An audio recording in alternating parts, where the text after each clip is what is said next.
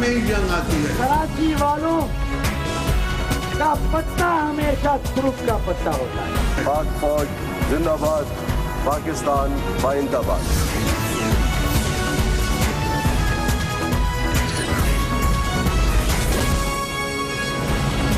आप देख रहे हैं खबरों, तबसरों और तज्जियात पर मबनी पाकिस्तान का सबसे मोतबर न्यूज शो दुनिया, कामरान खान के साथ। अस्सलाम वालेकुम, मैं हूँ कामरान खान।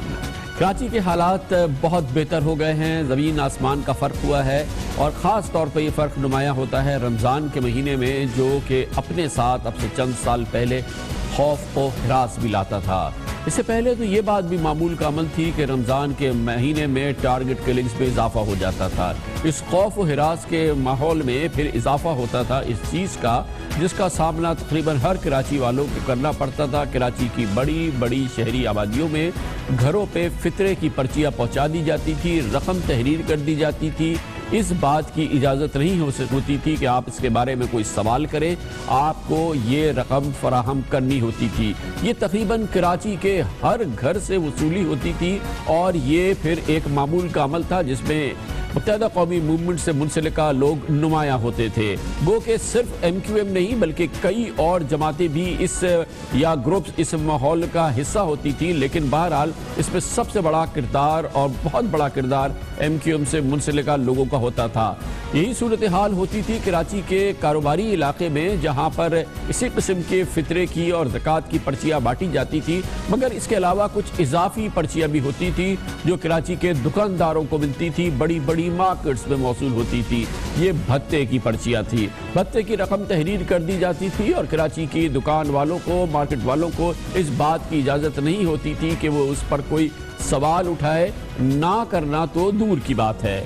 ये पूरा माहौल जारी रहता था, ख़ास तौर पे रमज़ान के दूसरे, तीसरे और चौथे अशरे में ये उरूज पे पहुंच जाता था।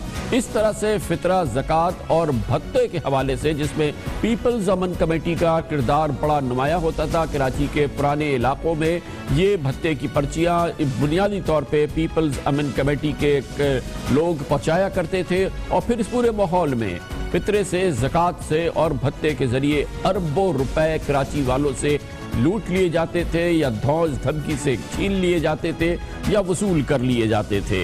लेकिन ये माहौल बदलना शुरू हुआ है, ख़ास तौर पर ऑपरेशन ज़रब-ए-अज़्ब के बाद से। अब ये माहौल दूर दूर तक नज़र नहीं आता और इसकी बेहतरी के आसार 2 साल पहले गुज़िश्ता साल बहुत बड़ा फ़र्क नज़र आया। इतना सुकून था, किसी जगह पे कोई भत्ते की या फितरे की या ज़कात की या तो पर्चियाँ मौसूल ही भी नहीं मौसूल हुई, और अगर कहीं कहीं कोई पर्ची पहुँचाई भी गई तो कोई वो फितरा वसूल करने नहीं आया। इस पूरे बदलते हुए माहौल की और जो कि ऑपरेशन ज़रब-ए-अज़्ब की कराची वालों के लिए सबसे बड़ा तोहफा है और रेंजर्स ऑपरेशन की सबसे बड़ी कामयाबी है, इसकी कहानी हम आपको दिखाते हैं इस खुसूसी रिपोर्ट पे जो मुरतब की है हमारी नुमाइंदा खुसूसी किरण खान ने। कराची में फितरा ज़कात की जबरदस्ती वसूली ने भत्ते की सी शक्ल इख्तियार कर ली थी। 2013 में शुरू होने वाले टारगेटेड ऑपरेशन के दौरान ज़कात, फितरा और चंदे की जबरी वसूली रोकने के लिए भी कानून नाफिज करने वाले इदारों ने इक़दाम किए, जिनकी बदौलत गुज़िश्ता 2 बरसों से इन वाक़यात में नुमाया कमी आई है। वज़ीर दाखिला सुहेल अनवर सियाल का कहना है कि फितरा और ज़कात की वसूली के हवाले से एक ज़ाब्ता अखलाक है और इसकी पाबंदी न करने वाले के खिलाफ इंसदादी दहशतगर्दी एक्ट के तहत मुकदमा चलाया जाता है। जो भी भत्ता या कोई ऐसी पर्ची कोई भी कलेक्ट करेगा तो उसके खिलाफ हम सख्त से सख्त कार्रवाई करेंगे। कराची ऑपरेशन चल रहा है और उसी स्पीड से चल रहा है, किसी भी भत्ताखोर को माफ़ नहीं किया जाएगा और कोई भी किसी भी किस्म की अगर कहीं धमकी दे रहा है, कोई कलेक्शन ज़बरदस्ती की कलेक्शन करेगा तो हम उसके खिलाफ सख्त से सख्त कार्रवाई करेंगे। सदर कराची ताजिर इत्तेहाद अतीक मीर का कहना है कि 90% से ज़ायद ऐसे वाक़यात में कमी आई है और अब तक इस रमज़ान में कोई भी शिकायत मौसूल नहीं हुई है। सियासी जमातों में MQM और सुन्नी तहरीक की जानिब से भी जिम्मेदारी का सबूत दिया जा रहा है, क्योंकि दुकानदार कहते हैं कि एक अरसे तक इन जमातों के मुबैयना कारकुन जबरी फितरा ज़कात लेते रहे हैं। 2 साल कबल तक तो सूरत ये थी कि तंजीमें पर्चियाँ लेके आती थी और वो नाम तो चंदे का होता था लेकिन उसकी शक्ल एक जबर की होती थी। मखसूस अब जिनके चैरिटी इदारे हैं, फलाही काम हैं, ان کی ریکویسٹ آتی ہیں، لیکن اب کوئی زبردستی یا کوئی جبر نہیں ہے. یہ بہت اچھی تبدیلی ہے. ایم کیو ایم کے رہنما اور فلاحی ادارے خدمت خلق فاؤنڈیشن کے ٹرسٹی ارشد بورا کا کہنا ہے کہ متحدہ نے ہمیشہ زبردستی زکوٰۃ اور فطرہ وصول کرنے کی حوصلہ شکنی کی ہے، اور اب بھی ان کارکنان کے خلاف تنظیمی کارروائی کی جاتی ہے جو ضابطۂ اخلاق کی پابندی نہیں کرتے. ہم نے خود یہ محسوس کیا تھا کہ ہمارے یہاں کچھ چیزیں ایسی ہو رہی ہیں جس سے ہمیں تکلیف ہو رہی تھی، ہماری بدنامی ہو رہی تھی، تو ہم نے کریکٹنگ میجرز لیے، ہم نے اس کو چیزوں کو کریکٹ کیا، اور جیسا میں نے بھی آپ کو کہا کہ بہت حد تک کریکٹ کیا. اب جب ہم چیزوں کو بہتری کی طرف لے آئے تھے تو انفارچونیٹلی اب ہمارے ساتھ جو ظلم ہو رہا ہے وہ یہ ہو رہا ہے کہ جگہ جگہ پہ لوگوں کو جا کر سرکاری ادارے یا محکمے کہہ رہے ہیں کہ خدمت خلق فاؤنڈیشن کو کسی نے اگر زکوٰۃ دی تو ہم اس کو نہیں چھوڑیں گے. تاجر رہنماؤں کا کہنا ہے کہ گزشتہ 2 سال میں حالات میں اتنی بہتری آئی ہے کہ جب پہلے کسی سیاسی تنظیم کی جانب سے جی بھر کر زکوٰۃ اور فطرے کا تقاضا کیا جاتا تھا تو دکانداروں کی رونے جیسی شکل بن جاتی تھی، لیکن اب ان لوگوں کی آنکھوں میں آنسو ہوتے ہیں جو ان تنظیموں کی جانب سے فطرہ اور زکوٰۃ مانگنے آتے ہیں. پروگرام دنیا کامران خان کے ساتھ کے لیے کیمرامین عبدالقیوم شیخ کے ساتھ کرن خان، کراچی. سب سے دلچسپ بات اس رپورٹ میں آپ نے دیکھی کہ پہلے جب فطرے کی زکوٰۃ کی بھتے کی پرچی آتی تھی تو کراچی والوں کی آنکھوں میں آنسو آ جاتے تھے، کراچی کے دکانداروں کی آنکھوں میں آنسو آ جاتے تھے. اب وہ لوگ جو یہ فطرے زکوٰۃ کی پرچیاں لے کے آتے ہیں ان کی آنکھوں میں آنسو ہے. لیتے ہیں کمرشل بریک اور اس کے بعد ذکر کریں گے طورخم پہ اب معاملات سکون میں آ گئے ہیں. گو کہ آمد و رفت ابھی شروع نہیں ہوئی ہے لیکن پچھلے 4 دنوں کے مقابلے میں حالات میں کہیں بہتری ہے. جاننے کی کوشش کرتے ہیں کہ کیا کوئی انڈرسٹینڈنگ ہوئی ہے. وزیر اعظم کے معاون خصوصی مشیر خصوصی برائے امور خارجہ جناب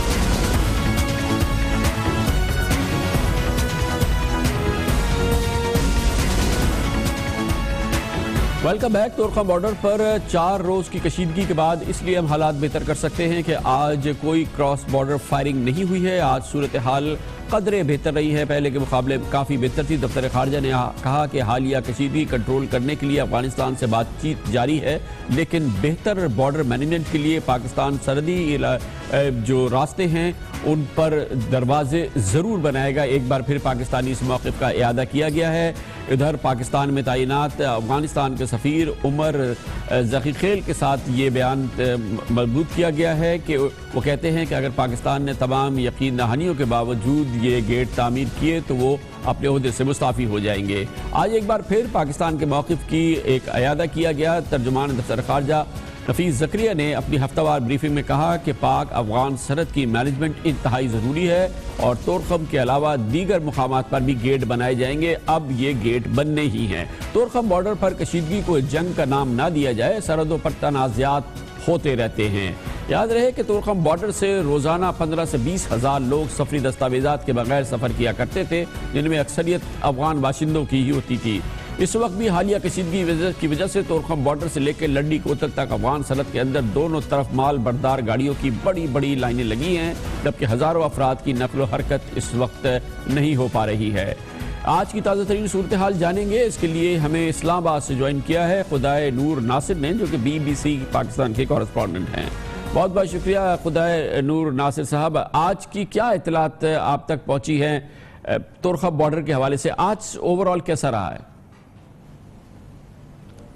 بہت شکریہ کامران صاحب. جس طرح آپ نے کہا کہ کل سے فائرنگ کا کوئی سلسلہ پیش نہیں آیا ہے، کوئی واقعہ پیش نہیں آیا ہے، اور کل سے قدر آرامی ہے وہاں پہ بارڈر پر. گو کہ بند ہے بارڈر، آج بھی بند تھا، اور دونوں طرف جس طرح آپ نے کہا کہ دونوں طرف بہت سارے ٹرک اور عام لوگ، ہزاروں کی تعداد میں لوگ وہاں پہ اس منتظر ہیں اس کے کہ بارڈر کھل جائے، لیکن بارڈر آج بھی بند تھا. جس طرح آپ نے بات کی یہاں پہ آج ایک تازہ ترین بات یہ ہے کہ افغان ایمبیسیڈر جو ہے پاکستان میں ڈاکٹر حضرت عمر رضا خیلوال، ان کا کہنا تھا BBC سے بات کرتے ہوئے، انہوں نے کہا کہ انہوں نے Pakistani army chief general Raheel Sharif صاحب کو ایک پیغام بھیجا ہے جس میں یہ کہا گیا ہے کہ ان سے بدھ کے روز جو ان کی ملاقات ہوئی تھی اس میں پاکستانی حکام نے یہ اس بات پہ اتفاق اس کے ساتھ کیا تھا کہ تب تک بارڈر پہ دروازہ بنانے کا کام شروع نہیں ہوگا جب افغان نہیں ہوگی. बकौल डॉक्टर हज़रत उमर ज़ाखिलवाल के अफ़गान सफ़ीर के कि आज उसके बावजूद भी पाकिस्तान ने इस दरवाज़े पर काम शुरू किया और उन्होंने इस पैगाम में ये लिख के दिया था कि अगर उनकी बात उस इत्तेफाक पे अमल दरामद नहीं हुआ, वो जो वादे उन पाकिस्तानी हुक्काम ने उनके साथ किए थे उन पे अगर अमल दरामद सही तौर पर नहीं हुआ तो वो यहाँ पे उनका कोई वास्ता यहाँ पे वो नहीं है कि वो एक सफ़ीर के एहस यहाँ पे अपना जो जॉब है वो कंटिन्यू कर सके, यानी कि वो मुस्ताफ़ी हो जाएंगे। बहुत बहुत शुक्रिया। खुदा नूर बाबर हमें बता रहे थे ताज़ा तरीन सूरत हाल। इस पर बात करते हैं और इसके लिए इस वक्त हमें ज्वाइन किया है वज़ीर आज़म पाकिस्तान जनाब मियां मोहम्मद नवाज शरीफ के मुशीर बराए ख़ारजा जनाब सेनेटर सरताज अजीज़ हमारे साथ हैं। बहुत बहुत शुक्रिया सरताज साहब। आप फरमाइएगा, जो तोरखम में आज कदरे सुकून रहा है कल से, बल्कि कोई फायरिंग वगैरह का वाक़या नहीं हुआ है, क्या अफ़गान हुक्काम के साथ कहीं हमारी बातचीत के बाद उसकी वजह से माहौल पैदा हुआ है या वैसे ही आज पिछले 24 घंटे से कोई फायरिंग नहीं हुई है?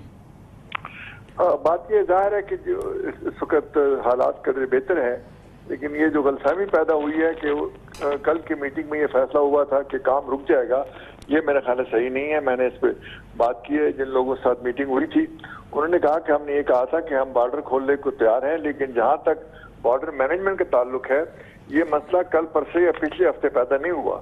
2014 नवंबर से लेकर इस पे बातचीत हो रही है कि पहले गेट आपको याद होगा 2004 में इसी बिल्कुल जीरो पॉइंट पे था, जब इस रोड को डबल किया गया तो वो गेट हटा के और एक जंजीर लगा दी गई।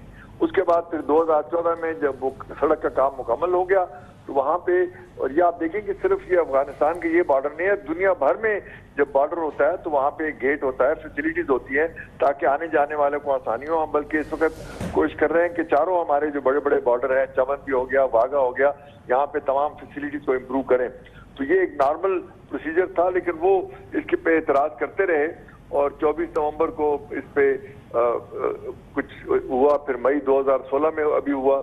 तो ये एक हमें समझ नहीं आती कि ये हम जो काम अपने साइड पे कर रहे हैं और इस वक्त हम बॉर्डर से 30-35 में रिजर्व कर रहे हैं, तो इसमें उनको क्या एतराज हो सकता है? कोई हमारी इंटरनेशनल ऐसी एग्रीमेंट नहीं है, न कोई अंडरस्टैंडिंग है जिसमें हम अपनी सरजमीन पे अपने कंस्ट्रक्शन नहीं कर सकते, और कंस्ट्रक्शन भी उन लोगों की सहूलत के लिए जिन्हें आना जाना हो। तो मेरा ख्याल है कि ये उनकी तशवीश जो है ये बिलाजवाब है। अच्छा सेनेटर साहब, यही कह रहे हैं कि इस पे बातचीत जाहिर करने को तैयार है ताकि सब कुछ ठीक हो, और मैंने इसलिए जो उनके नेशनल सिक्योरिटी एडवाइजर थे उन्हें कल फोन किया कि आप तशरीफ लाएं, फॉरेन मिनिस्टर साहब तशरीफ लाएं, ताकि अगर कम्युनिकेशन में गैप हो या मिसअंडरस्टैंडिंग हो तो हम दूर कर सकें। अच्छा सर, ये बताइएगा कि जब ये फैसला तो अब बातचीत जरूर होगी, लेकिन बहरहाल बॉर्डर मैनेजमेंट के लिए गेट्स बनाने का फैसला अब हतमी फैसला है और अब तमाम एंट्री एग्जिट पॉइंट्स जो अफगानिस्तान के साथ हमारे हैं इन सब पे ये गेट बनेगा, इंक्लूडिंग चमन पे भी अब इसी किस्म का भरपूर बॉर्डर मैनेजमेंट होगा। लेकिन ये गेट सिर्फ काफी नहीं होता, उसमें आपका काजवे होता है, फिर उसके बाद व्हीकल्स का अपना इंतजाम होता है और पेडेस्ट्रियन के लिए अपना होता है, और टर्मिनल जो है दुनिया भर में काफी कॉम्प्लेक्स फैसिलिटी होती है। वो हमें इस कदर ट्रैफिक है और लोगों को इतनी देर होती है, हमने एशियन बैंक से $100 मिलियन का लोन लिया है इन सारे बॉर्डर पोस्ट को इम्प्रूव करने, ताकि हमारी ट्रांजिट ट्रेड के जो व्हीकल्स हैं और जो लोग हैं उनको आसानी हो। तो मुझे तो समझ नहीं आती कि बजाय इसके कि वो ये देखें कि इसमें दोनों मुल्कों में आना जाना आसान होगा, वो इस पे एतराज कर रहे हैं। और सबसे बढ़ के ये कि उस आसानी से ज्यादा अब जो हमारे यहाँ दहशतगर्दों का या स्मगलर्स का आना जाना है वो भी इसी वजह से हो रहा है। कोई डॉक्यूमेंट नहीं है, कोई कार्ड नहीं है, 20,000 लोग अफगानिस्तान से मजबूत तौर पर 40-50,000 लोग हर रोज आते हैं मुख्तलिफ रास्तों तो से, ये सबसे बड़ा है। तो सेनेटर साहब, इसमें अब ये बात जो मेरा बुनियादी सवाल था कि अब ये गेट्स इसी किस्म की बॉर्डर मैनेजमेंट जो तोरखम पर है तमाम एंट्री एग्जिट पॉइंट पे अफगानिस्तान के साथ होगी, इंक्लूडिंग चमन वगैरह सब जगह, और हमारी तरफ होगी, हमारे अपनी सरजमीन पे बनाएंगे, और जो जीरो पॉइंट है उससे जरा अंदर करके बनाएंगे। तो और उसमें हमने ये भी कहा उनसे कि एक तो हम फायरिंग या कोई ऐसी एक्टिविटी नहीं करेंगे जिसमें खुदा न खास्ता कशीदगी हो। बॉर्डर जो है उस पर आना जाना जो है वो रेगुलेटेड होगा, यानी डॉक्यूमेंटेड होगा कि किसी के पास वीजा होगा या कुछ और होगा। और इसमें जो हम जो ये कर रहे हैं इसमें कोई इंटरनेशनल लॉ या उसकी अंडरस्टैंडिंग की वायलेशन। बहुत बहुत तीनों शुक्रिया। पॉइंट आज मैंने एम्फसाइज किया अपनी असेंबली की स्टेटमेंट। बहुत शुक्रिया जनाब सेनेटर सरताज अजीज, वज़ीर आज़म के मुशीर खारजा हमसे कह रहे थे, उन्होंने कहा हतमी फैसला है रियासत पाकिस्तान का, हुकूमत पाकिस्तान का कि तमाम एंट्री एग्जिट पॉइंट पे अफगानिस्तान के साथ अब तमाम पे ये गेट्स भी बनेंगे और इसी किस्म की फुल प्रूफ बॉर्डर मैनेजमेंट होगी। अफगानिस्तान खुश होता है या खुश नहीं होता है, किसी भी बैनुल अक़वामी क़वानीन की खिलाफ वर्जी नहीं है। लेते हैं खबर से ब्रेक और उसके बाद जिक्र करेंगे जनाब आसिफ अली ज़रदारी को लगता है या पीपल्स पार्टी को एक बार फिर पैगाम है डॉक्टर आसिफ हुसैन का बयान का, जो कि उन्होंने जो बज़ाहिर उस वक्त दिया जब वो रेंजर्स की तहवील में थे, उसका एक और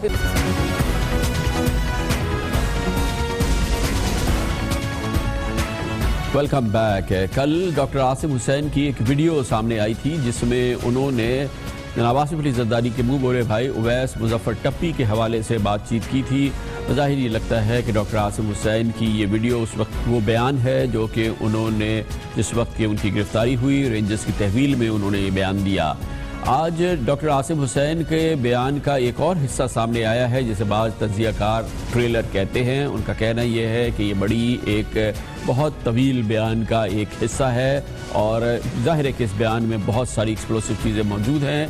आज भी डॉक्टर आसिफ हुसैन का ये बयान जो है ये अब से थोड़ी देर कबल मीडिया के पास पहुंचा है, मीडिया ने इसे नशर किया है। डॉक्टर आसिफ हुसैन इस ताज़ा तरीन बयान में उनका फोकस जनाब आसिफ अली ज़रदारी है, मुबैना तौर पे उनके मामलात के हवाले से जो अहम शख्सियात मुंसलिक हैं डॉक्टर आसिफ हुसैन उनका जिक्र कर रहे हैं, तफसील से उसका जिक्र कर रहे हैं। इस वीडियो में वो ये बात करते हुए नज़र आ रहे हैं जो हम नहीं बता सकते कि कहाँ फ़िल्म बंद हुई, किसने फ़िल्म बंद की है और ये किस तरह से मीडिया के पास पहुँची है, ये अभी हम कुछ नहीं बता सकते। लेकिन बहरहाल इसमें कोई शक नहीं है कि ये डॉक्टर आसिफ हुसैन ही हैं, ये उन्हीं की ज़बान है और वही ये गुफ्तगू कर रहे हैं।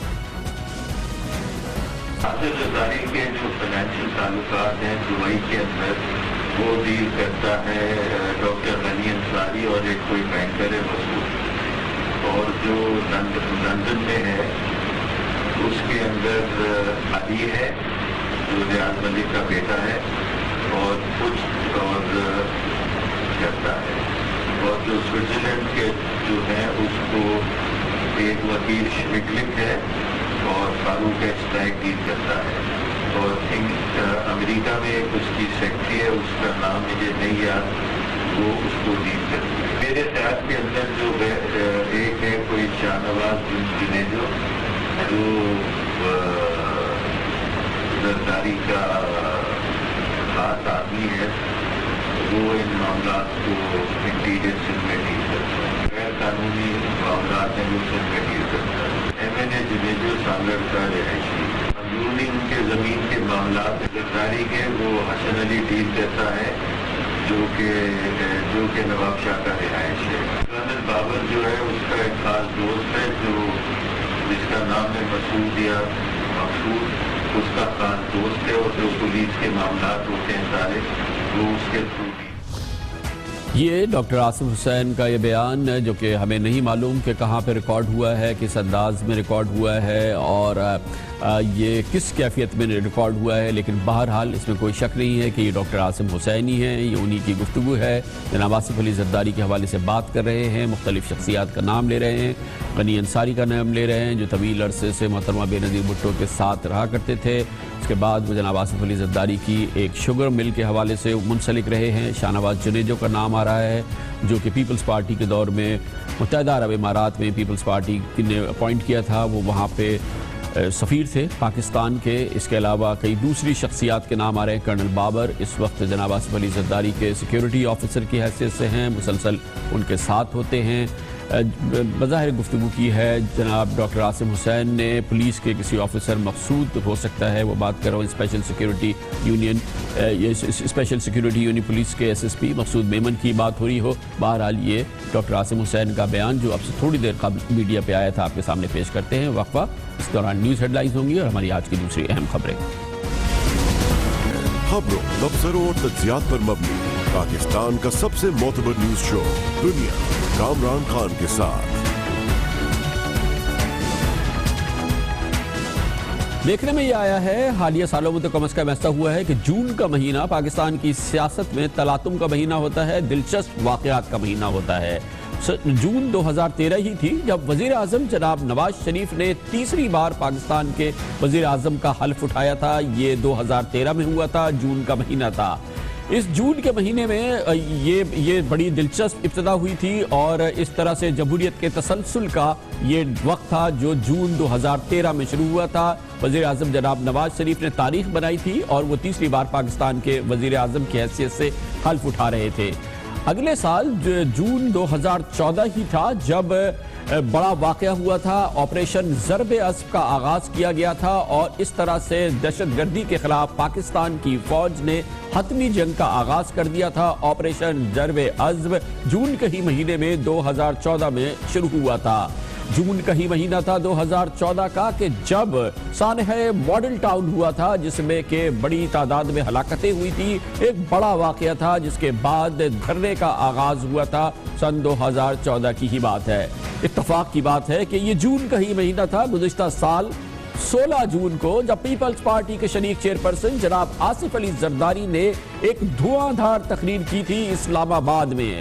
جناب آصف علی زرداری کی یہ تقریر انتہائی اہم تقریر تھی کیونکہ اس کے بعد ان کی سیاست نے، پیپلز پارٹی کی سیاست نے پلٹا کھایا اور کئی بڑے اہم واقعات ہوئے اور یہی تقریر تھی جس کے بعد جناب آصف علی زرداری بیرون ملک روانہ ہو گئے تھے۔ جناب آصف علی زرداری کی تقریر پاکستان کی سیاست میں جو جون کے مہینے میں تلاطم آتا ہے اسی کا حصہ تھی۔ ہماری کردار کشی کرنا چھوڑ دو، اگر ہم نے آپ کی شروع کی تو پتہ نہیں پاکستان بننے سے آج تک کتنے جنرلوں کی شروع ہو جائے گی۔ میں نہیں چاہتا کہ انسٹیٹیوشن ہمارے کمزور ہوں، اس لیے کہ ہمیں پتہ ہے کتنے کورٹوں میں کیس چل رہے ہیں اور کتنے چلنے والے ہیں جس میں آپ کے بیٹی بھائی وہ ایکیوزڈ ہیں۔ ان کی لسٹ لے کے جس دن ہم نے پریس کانفرنس کی تو آپ کی اینٹ سے اینٹ بڑھ جائے گی۔ پوری دنیا میں جب آپ کمزور ہو رہے ہو تو ہم آپ کے شانہ بشانہ کھڑے رہنا چاہتے ہیں۔ ہمیں پتہ ہے ملک کیا ہے، ہمیں پتہ ہے ملک کی قیمت کیا ہوتی ہے۔ ہم سمجھتے ہیں کہ یہ دھرتی کیا ہے، ہم سمجھتے ہیں کہ ہم نے قربانیاں دی ہیں اور یہ ہماری آرمی ہے، یہ ہمارا انسٹیٹیوشن ہے۔ آپ نے 3 سال رہنا ہے، اس کے بعد آپ نے چلے جانا ہے، ہمیشہ کے لیے ہم نے رہنا ہے، تو ہمیں مت تنگ کرو۔ اگر ہمیں تنگ کرنے کی کوشش کی تو ہم آپ کی بھی اینٹ سے اینٹ بجا دیں گے۔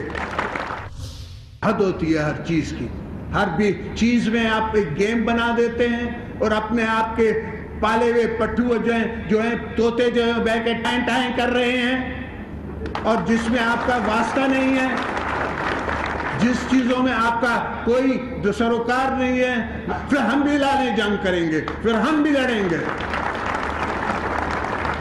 اگر آپ صرف جنگوں سے ڈرتے ہو تو ہم جنگ کرنا جانتے ہیں۔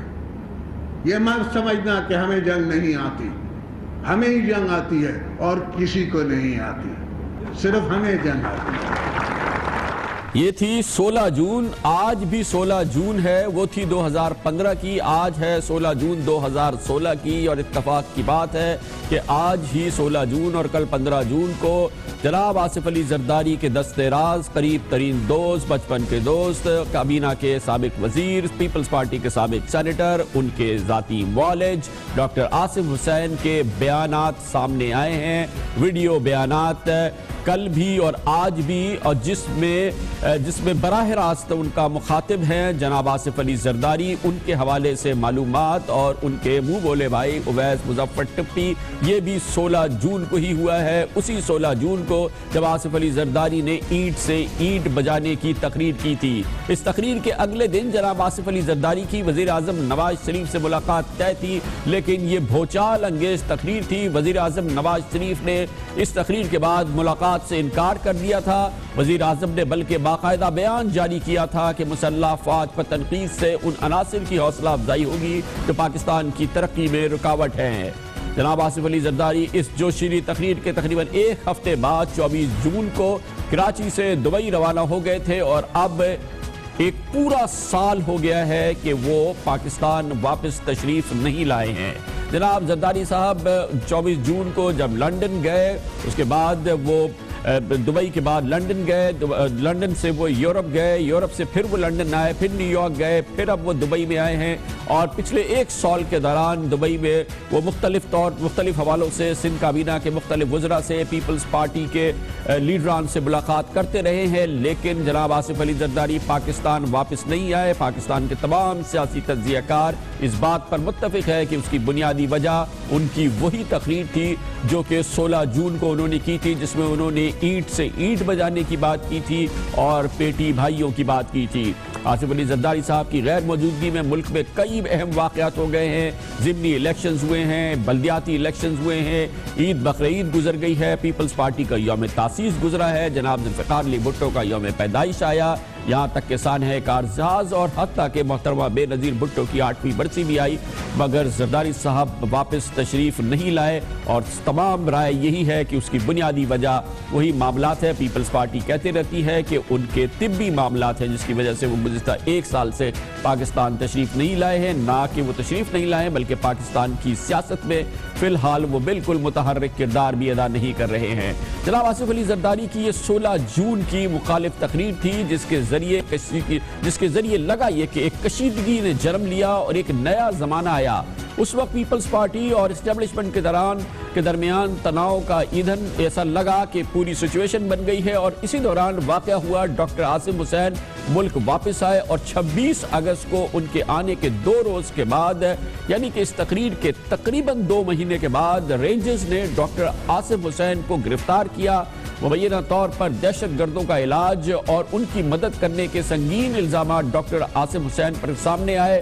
90 روز کے لیے ڈاکٹر عاصم حسین جو جناب آصف علی زرداری کے لیے انتہائی اہم، انتہائی کلیدی شخصیت تھے، وہ رینجرز کی تحویل میں گئے۔ رینجرز کی حراست سے رہائی پانے سے پہلے نیب نے ڈاکٹر عاصم حسین کو گرفتار کیا اور ان پر 462 ارب روپے کی کرپشن کے ریفرنسز دائر کر دیے ہیں، جن میں ڈاکٹر عاصم حسین پر من پسند کمپنیوں اور دوسرے سنگین الزامات لگائے گئے ہیں جو کہ اب تک سامنے آ چکے ہیں ڈاکٹر عاصم حسین کے حوالے سے، اور یہ معاملات ابھی بھی جاری ہے۔ اور کل اس میں ایک نیا رخ آیا، کل اور آج ڈاکٹر عاصم حسین کے ویڈیو بیانات اب سامنے آنے شروع ہو گئے ہیں، اور اس میں براہ راست وہ جن معاملات کا ذکر کر رہے ہیں وہ براہ راست ان کا تعلق جناب آصف علی زرداری سے اور ان کے منہ بولے بھائی اویس مظفر ٹپی سے ہے۔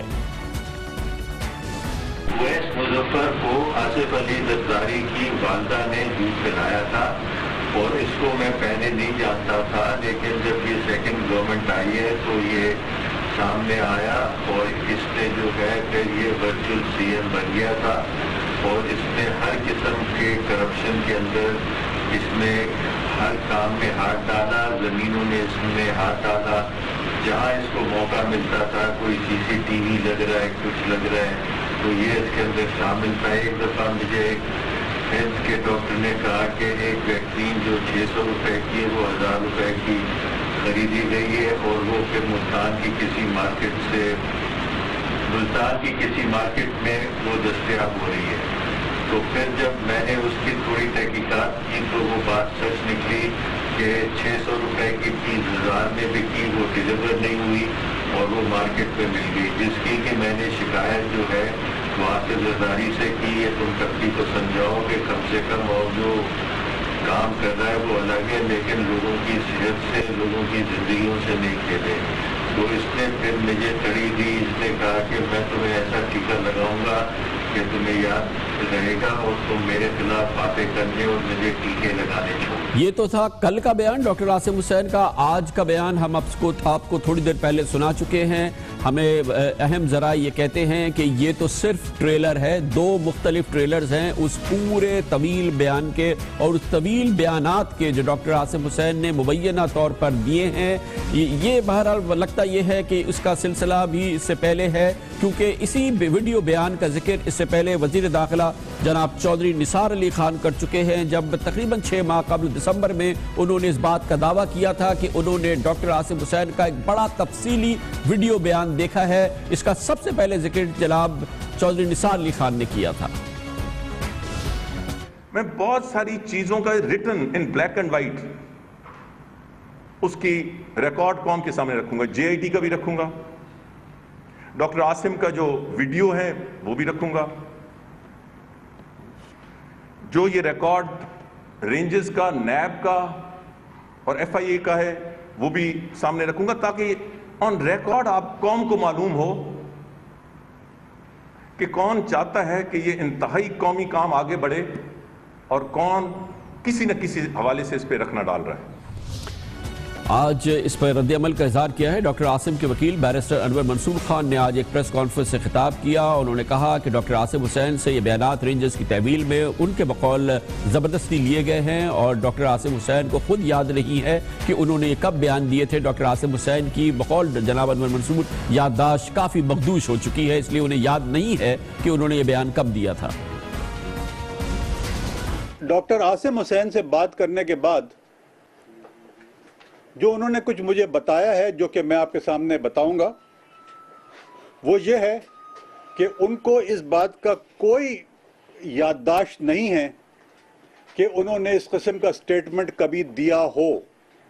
ان کو مزید انہوں نے مجھ سے یہ کہا کہ بہت ساری چیزیں ان سے لکھوائی ہیں, زبردستی سائن کروایا ہے, اکثر کیمرے لے کے آتے تھے, مگر چونکہ ان کی یادداشت اور دواؤں کی وجہ سے ان کا جو مینٹل سٹیبلٹی تھی وہ نہیں تھی, اس لیے اگر کچھ انہوں نے کہا بھی ہے جو کہ ان کو یاد نہیں ہے تو وہ ان کا سٹیٹمنٹ نہیں سمجھا جائے گا. ان کے وکیل جناب انور منصور کہتے ہیں ڈاکٹر عاصم کہتے ہیں کہ اگر انہوں نے کچھ کہا بھی ہے جو انہیں یاد نہیں ہے اور اگر وہ سامنے آیا ہے تو وہ ان کا سٹیٹمنٹ سمجھا نہ جائے. بہرحال یہ ایک انٹریگنگ چیز ہے جس طرح سے ڈاکٹر عاصم حسین کا یہ ویڈیو سامنے آیا ہے, اور تاریخ کے حوالے سے ہم نے آپ کو بتایا کہ اس کی بڑی اہمیت ہے. 16 جون ہے, یہ وہی تاریخ ہے جب جناب آصف علی زرداری نے وہ ولولہ انگیز تقریر کی تھی جس میں انہوں نے اینٹ سے اینٹ بجانے کی بات کی تھی, جس کے پیپلز پارٹی کی سیاست پہ بھی اثرات ہوئے, اور اس کے بعد سے جناب آصف علی زرداری سیاست میں اس انداز سے متحرک نہیں ہیں, پاکستان بھی واپس نہیں آئے ہیں گزشتہ 1 سال کے دوران. اس پورے کیفیت پہ صورتحال پہ بات کرنے کے لیے ہمارے ساتھ موجود ہے پاکستان پیپلز پارٹی کے انتہائی معتبر ترجمان سابق وزیر اطلاعات و نشریات جناب قمر الزمان قاہرہ. بہت بہت شکریہ قاہرہ صاحب. ڈاکٹر عاصم حسین کے مسلسل بیانات آ رہے ہیں 15 جون 16 جون, اور یہ وہی 16 جون ہے جناب آصف علی زرداری کی وہ پرجوش تقریر ہوئی تھی جس میں انہوں نے پیٹی بند بھائیوں سے اور ان کی اس حوالے سے اینٹ بجانے کی بات کی تھی, اور انہی تاریخوں کو یہ ڈاکٹر عاصم حسین کے بیانات ہیں جس میں براہ راست جس چیز کا وہ ذکر کر رہے ہیں وہ تمام معاملات ہیں جن کا تعلق صرف جناب آصف علی زرداری سے ہے. آپ اس تقریر کو, ان بیانات کو آپس میں کہیں جوڑتے ہوئے نظر آئیں گے, یا آپ کو لگتا ہے کہ اس کا کوئی آپس میں تعلق ہو سکتا ہے؟ شکریہ کامران صاحب. جہاں تک اس تقریر کا تعلق ہے اس پہ بہت ساری وضاحتیں آ چکی ہیں, اس کی مزید وضاحت کی ضرورت نہیں ہے. اس پہ بہت سارے پروگرام بھی ہو گئے اور ہماری وضاحت بھی اس پہ آ چکی ہے اور بڑا سیٹسفیکٹریلی اس پہ ہم نے جواب دے دیا تھا. اب یہ ایک گڑا مردہ ہے, اس کو چھوڑیے, آگے بڑھنے کی بات کرتے ہیں. سوال یہ ہے کہ ڈاکٹر عاصم صاحب سے منسوب یا ان کے جو کچھ انٹرویوز چلے ہیں ان کی ٹائمنگ کیا ہے اور اس کا سورس کیا ہے. ڈاکٹر عاصم حسین پچھلے تقریباً 10 مہینے سے کسٹڈی میں ہیں رینجرز کے اور جیل انتظامیہ کے, اور ان کو پوری طرح واچ کیا جا رہا ہے by media and by the intelligence agencies. اور یہ بات جو آج ان کے انٹرویوز میں آئی, یہ پہلے چودھری نثار صاحب بڑے جس کا آپ نے تذکرہ بھی کیا بہت وضاحت سے بات کر چکے ہیں. سوال یہ ہے کہ ایک بندہ جو انویسٹیگیشن جس سے ہو رہی ہے وہ انویسٹیگیشن مٹیریل یا انویسٹیگیشن پروسیس, کیا کوئی وزیر, بھلے وہ وزیر داخلہ ہی ہو, کیا وہ اس کے اندر مداخلت کر سکتا ہے؟ کیا اس کے کانٹینٹ کا اس کے علم میں آنا پاسبل ہے یا مداخلت نہیں ہے؟ یا وہ اپنے جو بھی انویسٹیگیٹنگ آفسر ہوگا وہ انویسٹیگیشن کر کے ریٹن ہے, وربل ہے, جو صورتحال ہے وہ اپنے اوپینین کو کورٹ میں دینے کا پابند ہوگا. اگر انتظامی مشینری کے پاس ہے اور چودھری نثار صاحب کے بقول 6 مہینے 8 مہینے سے پہلے سے ان کے پاس تھا اور آج ایک خاص ٹائم پہ اس کو ریلیز کیا گیا ہے, کچھ میڈیا ہاؤسز کو دیا گیا ہے جس طرح آپ کو دیا گیا. ابھی میں آپ سے پوچھوں گا کہ آپ بتا دیجئے آپ کو انٹیریئر منسٹری نے دیا ہے یا آپ کو کسی ایجنسی نے دیا ہے, تو آپ کہیں گے کہ نہیں میں سورس نہیں بتاؤں گا. نہیں سورس بتاتے ہیں اس پہ سورس والی بات نہیں لاگو ہوتی. نہیں, اور میں آپ سے عرض کر دوں کہ یہ انونیمس ہے جو کہ ہمارے پاس یہ ویڈیو پہنچی ہے, ہم اس نمبر کو ٹریس نہیں کر سکتے. جی کامران صاحب آپ اس ملک کے بہت نامور بڑے کونا مشق صحافی ہیں, آپ بھی جانتے ہیں آپ جو کہہ رہے ہیں وہ درست نہیں ہے, میں بھی جانتا ہوں جو میں کہہ رہا ہوں وہ درست نہیں. سر یہ درست ہے کہ وہ ایسے نمبر سے آیا ہے, کہاں سے ریلیز ہوئی ہے یہ دیکھیں نا کامران صاحب یوں نہیں ایک اندازہ لگا سکتے ہیں نا آپ کے پاس نہیں آیا. نہیں میں کہہ رہا ہوں حتمی طور پہ نہیں کہہ سکتے نا, اندازہ لگا سکتے ہیں. میں عرض کرتا ہوں دیکھیں آپ کے پاس نہیں آیا, بہت سارے چینلز کے پاس یہ تقریباً سارے چینلز کو ریلیز ہوا ہے. یہ کوئی ایسی تحقیق نہیں ہے جو آپ کے کسی رپورٹر نے کر کے آپ کو دی ہو, یہ کوئی ایسا عمل نہیں ہے جو کسی ادارے کے اندر کسی افسر کے پاس کوئی اس کی ریکارڈنگ سے اس نے دے دی ہو. یہ باقاعدہ ریلیز ہوئی ہے. کس سے ریلیز ہوئی ہے؟ اب اس کی کسٹڈی کس کے پاس تھی؟ یا تو وہ کسٹڈی رینجرز کی ہے یا وہ کسٹڈی انٹیریئر منسٹر کی ہے جو ایڈمٹ کر چکے ہیں. انٹیریئر منسٹر کی کسٹڈی ہے تو ویسے ہی لیگل ہے. اور میں آپ کے پروگرام کے توسط سے سپریم کورٹ آف پاکستان سے یہ گزارش کروں گا کہ خدارہ ایسے معاملات تو دیکھ لیجئے جس میں واضح طور پہ تھریٹس ہیں, دھمکیاں ہیں, اور اس کی ٹائمنگ کو دیکھیں, کانٹینٹ کیا ہے, اس کی لیگل ویلیو کیا ہے, دیٹ از زیرو. اس کے اوپر کیا کچھ ہو سکتا ہے, یہ اگر بالکل درست ہے اس کے کانٹینٹ, اگر یہ سارے درست ہیں, ایون دین اس کی لیگل ویلیو نہیں ہے. لیکن اس کے باوجود اس کی ایک میڈیا ویلیو ہے اور سارے میڈیا کو ریلیز کی ہے. ایک خاص ٹائم پہ جب پیپلز پارٹی نے پاناما ایشو پہ ایک بڑا واضح سٹانس لے لیا ہے, اور اس پہ ہمارے چیئرمین نے بھی, پارٹی نے بھی, اور اب ڈیڈ لاک آ گیا ہے اور باتیں جا رہی ہیں کہ اب شاید معاملہ جو ہے وہ پارلیمان کے اندر یا پارلیمان کے باہر احتجاج کا ہو, اور اپوزیشن اکٹھی ہو رہی ہے. تو اس ٹائم پہ اگر بلیک میلنگ کے لیے, اگر سریحن دھمکی دینے کے لیے, اگر سریحن اپنے مقاصد کے حل کے لیے وزیر داخلہ نے, میں ان کو الرج اس لیے کر رہا ہوں کہ انہوں نے ایڈمٹ کیا ہوا ہے, یا کسی اور نے, جس طرح آپ بار بار ذکر کر رہے ہیں اس تقریر کا 16 جون والی 2015 کی, جو کہ بالکل آپ گڑا مردہ ہے, لیکن اس سپیچ کے حوالے سے اگر کسی کے پاس تھا تو وہ رینجرز ہے, میں نام لے کے کہہ رہا ہوں, یا وہ رینجرز کے پاس ہے یا انٹیریئر منسٹر کے پاس. دونوں صورتوں میں یہ جو ٹی وی کو دیا گیا ہے, کیا یہ کرائم نہیں ہے؟ اور اگر یہ ایک چیز انڈر کوشچن ہے تو پھر آپ کو بھی اور آپ کے ساتھ باقی میڈیا کو بھی دیکھنے کی ضرورت ہے کہ اس ٹائم پہ ریلیز کرنے کا ایک اسپیسیفک مقصد ہے ان کو بدنام کرنا. اس کے کانٹینٹ درست ہے یا نہیں ہے یہ تو کوئی انویسٹیگیٹر بتائے گا نا.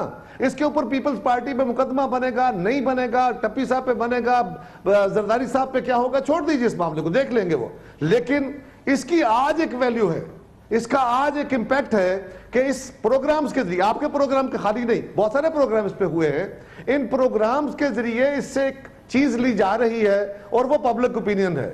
تو آپ کو بھی, آپ کے ذریعے میں سارے میڈیا سے گزارش کروں گا, میں سپریم کورٹ سے بھی گزارش کر رہا ہوں کہ ایک میٹر جو انویسٹیگیشن سے ریلیٹڈ ہے وہ ایک وزیر کے پاس کیسے چلا جاتا ہے اور وہ وزیر اس کو استعمال کرتا ہے, تو کیا یہ اس ملک میں انصاف کا قتل نہیں ہو رہا؟ کیا یہ لوگوں کی سیاست کا قتل نہیں ہو رہا؟ ہاں, ہمارے ساتھ جو کچھ ہوگا ہم اس کو بھگت رہے ہیں, لیکن آپ سے میں توقع کرتا ہوں کامران صاحب, اور میڈیا کے ذمہ دار لوگوں سے توقع کرتا ہوں کہ آپ اس سورس کو ضرور واضح کیجئے اور یہ دیکھیے کہ اس کے اوپر پروگرام کرنے سے اس کی لیگیلٹی کیا ہے, کوئی نئی چیزیں ریویل ہو رہی ہیں, یا اس کا کوئی پولیٹیکل مقصد حاصل کرنے کے لیے, بدنام کرنے کے لیے ایک سیاستدان کو میڈیا کو ٹول کے طور پر استعمال کیا جا رہا ہے. یہ ضرور دیکھنے کی ضرورت ہے. بالکل صحیح, بالکل صحیح. اب تھوڑا سا ایک اور موضوع کہ کیونکہ یہ 16 جون ہے اور 16 جون کے نزدیک جہاں ہم نے کہا کہ آج, یہ ہم نہیں بتایا آپ کو کہ یہ آج اہمیت یہ ہے کہ 16 جون ہے, 16 جون ہی تھی جب جناب آصف علی زرداری کی وہ تقریر ہوئی تھی. اس کے بعد سے جناب آصف علی زرداری پیپلز پارٹی کی سیاست میں متحرک بھی نہیں ہیں, ملک بھی واپس نہیں آئے ہیں. پیپلز پارٹی انہیں مس کر رہی ہے اس پورے دور میں جو ایک کافی اہم دور ہے, سیاسی دور ہے. آپ اپنی صفوں میں جناب آصف علی زرداری کو مسلسل ظاہر ہے کہ وہ رہنمائی کرتے ہیں, وہ آپ کی سب سے بڑی امپورٹنٹ سورس ہیں آپ کی تھنکنگ کی, پالیسی کی, وہ آپ کے درمیان میں نہیں ہوتے ہمہ وقت, تو آپ ان کو مس کر رہے ہیں. کامران صاحب نیچرل بات ہے, وہ اتنے تجربہ کار آدمی ہے, اتنے اہم عہدوں پہ رہے ہیں, اتنا ان کا زندگی کا ایکسپیرینس ہے, تو ان کا تجربہ پیپلز پارٹی کے لیے بہت اہم ہے, ان کے پاس جو انفارمیشن ہے وہ بھی بڑی اہم ہے, بلا شبہ ان کو مس کرتے ہیں. لیکن ایک بات مجھے ذرا اور بھی کہنی ہے لائٹر سائڈ پہ. دیکھیں نا کامران صاحب, ایک ہوتا تھا کہ پہلے معاملہ یہ تھا کہ زرداری صاحب یہاں تھے, بلاول صاحب تعلیم کے سلسلہ میں ملک سے باہر تھے, تو آپ کے بہت سارے ساتھی مجھ سے, میرے دوستوں سے, میری جماعت سے سوال کرتے تھے کہ آپ کے چیئرمین صاحب کیوں نہیں آتے, کو چیئرمین کیوں پارٹی کو چلا رہے ہیں. اب کو چیئرمین جو ہیں وہ باہر چلے گئے اور چیئرمین صاحب واپس آ کے انہوں نے اپنے تعلیمی سلسلہ مکمل کر لیا اور وہ پارٹی کو ٹیک اپ کر کے چلا رہے ہیں. تو اب یہ سوال ہے کہ کو چیئرمین کیوں نہیں آتے, تو ہمیں سمجھ نہیں آتی کہ ہم کس چیز کا جواب دیں. نہیں مگر وہ چیئرمین ضرور چلائیں, لیکن میں اس لیے پوچھ رہا ہوں کہ کو چیئرمین بالکل نہیں آ رہے نا پاکستان واپس. اس حوالے سے میں پوچھ رہا ہوں کہ اس چیز کو آپ اس لیے کر رہے ہیں. کامران صاحب گزارش یہ ہے, دیکھیں گزارش یہ ہے کہ ایک تو ان کو, ان کے خاندان کو یقیناً تھریٹس ہیں, اور سارا خاندان ایک وقت میں ایک جگہ اکٹھا ہونا بعض اوقات سیکیورٹی کے حوالے سے درست نہیں ہوتا. ان کی صحت خراب تھی, یہ بات درست ہے, لیکن وہ ملک سے باہر ہیں, ایک سال میں انہوں نے ٹریول بھی کیا ہے, یہ بات بھی درست ہے. ہاں وہ پاکستان آنے کا اس وقت اپنے آپ کو مناسب نہیں سمجھ رہے, اور بلاول صاحب انڈیپینڈنٹلی ان کو حوالے انہوں نے پارٹی کیا, بھائی چلائیں, چیئرمین بلاول صاحب ہیں, اور وہ پیچھے جب کہاں ضروری سمجھتے ہیں تو ضرور کوئی نہ کوئی رائے دے دیتے ہیں. اب وہ اس معاملے میں یہ تو انہوں نے ڈیسائیڈ کرنا ہے, یا پیپلز پارٹی کسی وقت دیکھے گی تم سے, انہیں کہے گی کہ آپ واپس آئیں. لیکن ہم سمجھتے ہیں کہ بلاول صاحب جو چیئرمین آف دا پارٹی ہیں, انہوں نے پارٹی کو ٹیک اپ کر کے اب چلانا شروع کیا ہے, وہ پارٹی کے فیصلے کرنے شروع ہوئے ہیں. زرداری صاحب کا اس وقت ملک میں فزیکلی پریزنٹ ہونا ہمارے لیے ایک سورس آف اسٹرینتھ اور ایک سورس آف انفارمیشن ہوتا انٹلیکچولی, لیکن اگر وہ نہیں ہے تو آج کے دور میں جس طرح پرائم منسٹر صاحب نے لنڈن میں بیٹھ کے ایک مجبوری کے تحت انہوں نے لنڈن میں بیٹھ کے کابینہ کی ایک انتہائی اہم میٹنگ اور نیشنل اکنامک کونسل کی ایک انتہائی اہم میٹنگ چیئر کر لی. آج کے اس دور میں فزیکل پریزنس اتنی زیادہ امپورٹنٹ بھی نہیں ہوتی کیونکہ اب ورچوئل دور ہے, لیکن میں آپ کے اس رائے سے بالکل ایسے انکار نہیں کر سکتا کہ ان کا یہاں ہونا, اس کی کئی وجوہات ہو سکتی ہے, لیکن ان کا یہاں ہونا ہمارے لیے سورس پار ہوگا, لیکن ان کے تھریٹس اپنی جگہ ہیں. اور یہ بھی جو آپ نے پروگرام میں کیا, جب آپ کے پروگرام کے ذریعے سامنے آیا ڈاکٹر اعظم کا بیان, یہ بھی اس تھریٹ کی ایک قسم ہے. تو اس سے یہ بھی تو کچھ لگتا نہیں ہے, ہم اندازی لگا رہے ہیں کہ وہ جو 16 جون کی تقریر تھی وہ ابھی قصہ پارینہ نہیں بنی, وہ بھلائی نہیں گئی ہے, وہ وضاحتیں جس کو آپ کہہ رہے ہیں کہ بے تحاشا بھیجی گئی ہیں وہ قبول نہیں کی گئی ہیں, اور صورتحال وہیں کھڑی ہے جہاں 16 جون کو کھڑی تھی, یعنی اس تقریر کے بعد کھڑی تھی. دیکھیں کامران صاحب, اگر تو اس تقریر میں مخاطب جس طرح آپ کہہ رہے ہیں یا لوگ سمجھتے ہیں کہ اس کے جو مخاطب تھے, یقیناً اس کے بارے میں یہی تاثر ہے کہ وہ فوج سے مخاطب تھے, اگر تو ان کی طرف سے یہ چیزیں ریلیز ہوئی ہیں تو پھر تو ہمیں سمجھ آئے گی کہ وہ نہیں بھولے اس معاملے کو, ابھی پرانا نہیں ہوا, یادداشتوں سے محو نہیں ہوا. لیکن اگر یہ انٹیریئر منسٹری نے, جن کے پاس یہ ایلیگل پوزیشن ہے, انکانسٹیٹیوشنل پوزیشن ہے, اور وہ بالکل صریحاً, میں بدماشی تو غلط لفظ ہوگا کہنا, لیکن بلیک میلنگ میں اگر کہوں کہ وہ صریحاً بلیک میلنگ کرتے ہوئے پیپلز پارٹی کو اپنی پالیسی سے ہٹنے کے لیے مجبور کرنے کی کوشش کر رہے ہیں, تو یہ صریحاً بددیانتی ہے, غیر قانونی ہے. اور اگر سپریم کورٹ اس پہ بھی نوٹس نہیں لیتی کہ کس طرح پاکستان کی ریاست کے اہم لوگ وزراء اپنے مخالفوں کی انویسٹیگیشن کے اندر کس طرح مداخلت کرتے ہیں اور کس طرح اس پہ اثر انداز ہوتے ہیں اور کس طرح اس مٹیریل کو اپنے حق میں پبلک اوپینین کے لیے میڈیا کے ذریعے ریلیز کر کے میڈیا کے آرم کو, میڈیا کے کندھے کو استعمال کرتے ہیں, یہ اب تو نوٹس لینا چاہیے. اور میڈیا سے پھر میں گزارش کروں گا کہ آپ بھی ضرور غور کیجئے کہ اس کی ٹائمنگ کیا ہے اور اس کا مقصد کیا ہے اور اس کی لیگل ویلیو کیا ہے, کس طرح ریلیز کیا گیا ہے.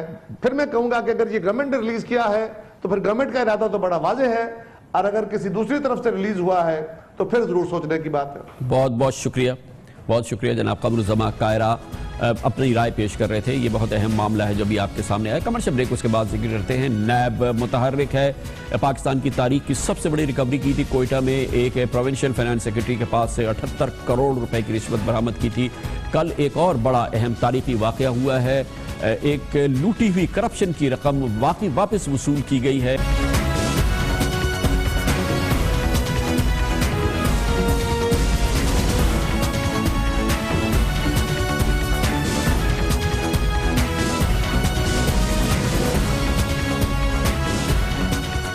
نیب نے حالیہ دنوں میں تاریخی کارروائیاں کی ہیں، قوم کے دل خوش ہوئے ہیں، اور اس انداز کی کرپشن کے خلاف کارروائیاں نیب نے اپنی پوری تاریخ میں نہیں کی۔ اب سے چند ہفتے قبل کی بات ہے، کوئٹہ میں صوبائی حکومت کے فائنانس سیکرٹری کو گرفتار کیا گیا تھا۔ اس کے گھر سے 78 کروڑ روپے کیش حاصل کیے گئے تھے جو اس نے مبینہ طور پر رشوت سے جمع کیے تھے۔ سونا، چاندی، فارن کرنسی اور اس کے علاوہ جائیداد کی دستاویزات اس کے علیحدہ تھی۔ یہ ایک بہت بڑا ریکارڈ تھا، پاکستان کی تاریخ کی سب سے بڑی ریکوری تھی جو نیب نے کی تھی، اور کل ایک اور نیب نے ریکارڈ قائم کیا ہے۔ یہ ایک بار پھر تاریخی کام ہے جو نیب پنجاب نے کیا ہے، جس میں اپنی تاریخ کی سب سے بڑی پری بارگین ڈیل کے ذریعے راولپنڈی کی ایک فارماسیوٹیکل کمپنی سے 38 کروڑ 25 لاکھ روپے کیش وصول کیے گئے ہیں، یعنی کہ وہ رقم جو کرپشن کے ذریعے اپنی دوا کو فیڈرل ہیلتھ منسٹری کے بیوروکریٹس کے ساتھ مل کے اس کی زبردست قیمت کئی گنا بڑھا کے اس سے جو منافع حاصل کیا گیا تھا اس کرپشن کے ذریعے، وہ تمام رقم جو 38 کروڑ 50 لاکھ روپے ہے نیب نے واپس کر لی ہے۔ اس کے پیچھے وہ پورا معاملہ ہے جس کا تعلق پاکستان کی فارماسیوٹیکل انڈسٹری سے ہے۔ پاکستان کی فارماسیوٹیکل انڈسٹری کی بڑی جائز شکایت ہے کہ اس کی پچھلے 15 سالوں سے اس کی دواؤں کی قیمتوں میں مربوط طریقے سے نظر ثانی نہیں کی گئی ہے، اور اس کی وجہ سے دوائیں پاکستان میں نایاب ہوتی چلی جا رہی ہیں۔ انتہائی ضروری دوائیں آپ کے علم میں ہوگا آسانی سے ملتی نہیں ہیں، یہ دوائیں مارکیٹ سے غائب ہو گئی ہیں، کیونکہ جو ان کی بناوٹ پہ ان کو بنانے میں جو رقم خرچ ہو سکتی ہے، جو اس کی قیمت ہونی چاہیے، وہ اس سے کہیں کم اس کی قیمت کو متعین کیا گیا ہے، اور جیسا کہ میں نے آپ کو بتایا 15 سال سے قیمتوں میں نظر ثانی مربوط طریقے سے نہیں کی گئی ہے۔ اس کی وجہ سے اگر کسی دوا کی قیمت پر نظر ثانی کی جاتی ہے تو وہ یقینی طور پہ اس کے لیے ایک بڑا معاون ثابت ہو سکتی ہے، اور یہی پورا معاملہ ہے جس میں اس کمپنی نے یہ معاملہ کیا، جس حوالے سے اب جو بات سامنے آئی ہے نیب تحقیقات کے مطابق کہ راولپنڈی کی دوا ساز کمپنی ہے یہ RG فارماسیوٹیکل نے پیپلز پارٹی کے دور اقتدار میں 2012 میں اور 2013 کے دوران جس وقت فردوس عاشق اوان وزیر تھی اس وزارت صحت کی، اور اسی وقت ڈرگ ریگولیٹری اتھارٹی بنی تھی، ڈرگ پرائسنگ کمیٹی کے ساتھ ملی بھگت کر کے اپنی دواؤں کی قیمتیں اصل سے 100% زیادہ مقرر کروا لی تھی۔ اطلاعات کے مطابق چند بیوروکریٹس کو اپنے ساتھ ملایا تھا، اور چوٹی کی سطح کے جو اہم لوگ تھے ان کو اپنے ساتھ ملا کے اپنی دوا کی قیمت 100% بڑھوا لی تھی۔ نیب کی تحقیقات کے مطابق راولپنڈی کی RG فارما کمپنی نے ڈرگ پرائسنگ کمیٹی کے ساتھ ملی بھگت سے وینوفور انجیکشن کی امپورٹ پرائس سے تقریباً 60 روپے زائدہ کروائی، اور ایک اور دوا جو کہ میلٹوفر سرپ تھا اس کے خام اجزاء کی قیمت بھی ملی بھگت سے 100% زیادہ کروا لی تھی، اور اس طرح سے اس کی قیمتیں راتوں رات دگنی کرا لی تھی۔ کمپنی نے غلط اعداد و شمار کے ذریعے قیمتوں میں اضافے کر کے ناجائز طور پر 38 کروڑ روپے سے زائد کا منافع کمایا، اور یہ باقاعدہ کیلکولیٹ کیا گیا ہے۔ Drug pricing committee ministry of national regulation and services division کے حکام پر مشتمل ہوتی ہے جو کہ فارماسیوٹیکل کمپنیوں کے منافع اور دواؤں کی قیمتوں کا تعین کرتی ہے۔ نیب حکام کا کہنا ہے کہ دوا ساز کمپنی کے ڈائریکٹر طارق حیدر اور میاں خالد محمود کی جانب سے پلی بارگین کی درخواست جمع کرائی گئی، جسے نیب چیئرمین نے اور احتساب عدالت کی اجازت سے منظور کیا گیا۔ نیب نے پلی بارگین ڈیل کے تحت کمپنی کو پابند کیا ہے کہ وہ اپنی دواؤں کی قیمتیں 2012 کی سطح پر واپس لائے گی، جبکہ DRA یعنی ڈرگ ریگولیٹری اتھارٹی سے کہا گیا ہے کہ وہ دواؤں کی پرانی قیمت پر فروخت کو یقینی بنائے۔ نیب حکام کے مطابق ملک کی 8 فارماسیوٹیکل کمپنیز نے 2013 سے 2015 کے عرصے میں دواؤں کی قیمتوں میں تعین کرنے والی ڈرگ پرائسنگ کمیٹی کے حکام سے مل کر 1 ارب 7 کروڑ روپے سے زائد کی بدعنوانی کی ہے۔ لیکن جیسے کہ ہم نے آپ کو بتایا ہے کہ پاکستان میں دواؤں کی قیمتیں کا تعین ایک بہت بڑا بحرانی صورتحال ہے، کیونکہ 15 سال میں جبکہ روپے کی قدر تقریباً 60% کم ہو چکی ہے، دوسری اجزاء کی قیمتیں بڑھ چکی ہیں، قوت جو پروڈکشن کی کاسٹ ہے وہ بڑھ چکی ہے، لیکن دواؤں کی قیمتوں میں نظر ثانی نہیں ہو رہی، جس کی وجہ سے آج پاکستان میں اسینشل دوائیں، انتہائی اہم دوائیں بھی نہیں ملتی۔ یہ معاملہ اپنی جگہ ہے، نیب کی تاریخی کارروائی اپنی جگہ ہے، جس میں پلی بارگین کے ذریعے 38 کروڑ 50 لاکھ روپے حاصل کیے گئے ہیں۔ اس صورتحال پہ بات کرتے ہیں، یہ پوری صورتحال، اس کے لیے ہمارے ساتھ موجود ہے جناب شیخ قیصر جو سابق چیئرمین ہیں پاکستان فارماسیوٹیکل مینوفیکچررز ایسوسی ایشن کے۔ بہت بہت شکریہ شیخ صاحب، آپ کی کیا معلومات ہے یہ خاص طور پہ یہ جو حالیہ کیس سامنے آیا ہے RG فارماسیوٹیکل کمپنیز کا، جس نے اب 38 کروڑ 50 لاکھ روپے واپس کیے ہیں اس کرپشن کی رقم کے جو کہ اس نے اپنی دوا کی قیمت بڑھا کے حاصل کیے تھے؟ मैं समझता हूँ कि इंडस्ट्री में एक बहुत बड़ा बहरान आ रहा है और सारे जितने भी लोग हैं इंडस्ट्री के वो काफ़ी इससे कंसर्न है, क्योंकि नेशनल अकाउंटेबिलिटी ब्यूरो को कंसर्न होना चाहिए कि लार्ज स्केल करप्शंस होती हैं, चाहे वो गवर्नमेंट लेवल पे हों क्यों, और जब वो आ जाए प्राइवेट सेक्टर में, जिसमें प्राइवेट सेक्टर से जो डेटा मांगा जाता है, अगर वो डेटा सबमिट करते हैं तो अगर रेगुलेटर्स को ये शुबा है कि ये डेटा गलत है तो वो उससे ठीक करा सकते हैं। इसका अकाउंटेबिलिटी ब्यूरो से क्या ताल्लुक हो सकता है? लेकिन शेख साहब ये तो पक्की बात है ना कि ड्रग रेगुलेटरी अथॉरिटी, आज की DRA, कल की वफाकी वजारत सेहत वगैरह में जो दवाओं के रजिस्ट्रेशन के मामलात हैं, जो दवाओं की प्राइस फिक्सेशन के मामलात हैं, इनमें बेपनाह अरबा रुपए की करप्शन तो होती है ना। ये तो किसी से ढकी छुपी बात नहीं है। कम साहब देखिए, ये जो करप्शन का लफ्ज़ है ना, ये बड़े ज़ुमानी मानों में भी इस्तेमाल हो सकता है। हम ये समझते हैं कि SRO 471 जो नवाज शरीफ मोहतरम जनाब हमारे वज़ीर आज़म नवाज शरीफ साहब के पहले दौर में जो इंट्रोड्यूस हुआ था, वो एक आइडियल पीस ऑफ लेजिस्लेशन था, जिसके तहत इंडस्ट्री भी बड़ी खुश थी, आवाम भी बड़ी खुश थी और सरकार भी बड़ी खुश थी, क्योंकि उसमें उन्होंने 800 मॉलिक्यूल की प्राइसेस फिक्स कर दी थी और SRO 1038 के तहत प्राइस फिक्स करने का मैकेनिज़्म भी दे दिया था कि CPI के तहत प्राइसेस फिक्स हो। फिर 2001 में उस वक्त के सेक्रेटरी साहब, मैं नाम नहीं लूँगा, उन्होंने ये SRO विड्रॉ कर दिया, और क्योंकि वो SRO 471 और SRO 1038 ECC ने अप्रूव किया था, तो क्या मेरा सवाल ये है, क्या एक फेडरल सेक्रेटरी ECC के अप्रूव करदा असूल को ख़त्म कर सकता है? ख़त्म करने के बाद आप देखें 15 साल से इंडस्ट्री मुख्तसर